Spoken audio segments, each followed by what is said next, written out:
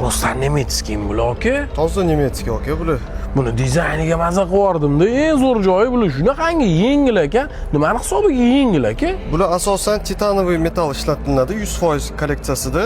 Titan oddiy temirga nisbatan 2 barobar yengil bo'ladi. Qishda muzlatmaydi, yozda terlatvormaydi. Va qo'lga allergiya chaqirmaydi bu. Juda ham qulay. Menimcha yaltiroqmi? Karbonmi, nima qanaqa? Keramika. Keramika. 100% keramika bo'ladi, oynalari safir bo'ladi, и strelkalarda fosfori bor. Rosta gazim nemis brendi ekan. Bochcha. Mana ham dizaynlarga maza qildim. Rostani taqasiz-ku. Hozir ham soatlarni taqib ko'rdim. Shunaqangi yengil va qo'lga yoqimli, slimda bir xil soatlarni taqsa, qo'pol aka kech-kecha qo'l og'rib qoladi. Gap yo'q. Voy, men bilan video zo'r ekan-a. Siz buni olib kirasizmi, birinchi qo'lmisiz mana? Biz distributsiyani oldik. O'zbekiston bo'yicha Donaga ham, Optimga ham olib kelyapmiz, rivojlantirib bu brendni.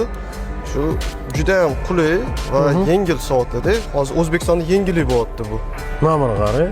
Rostdan buni dizayni klassika ham, taksi partiyasiga tortadigan xillari ham bor ekan. Taqosa odam ko'zotdi. Nech pul atrofida bular aka? Bular eng byudjetli modellari 1,5 milliondan 5,5 milliongacha bo'ladi.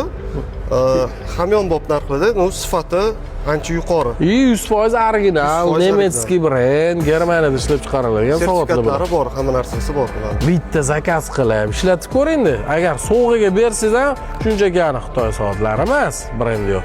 Bochcha, titanium, ya'ni nemis brendining soatlarini sovg'a qilsangiz, ishoning, maza qilib taqib yurishadi. Mana mashinasi bilan bosib o'raman bor-ku, maza qildim dizayniga.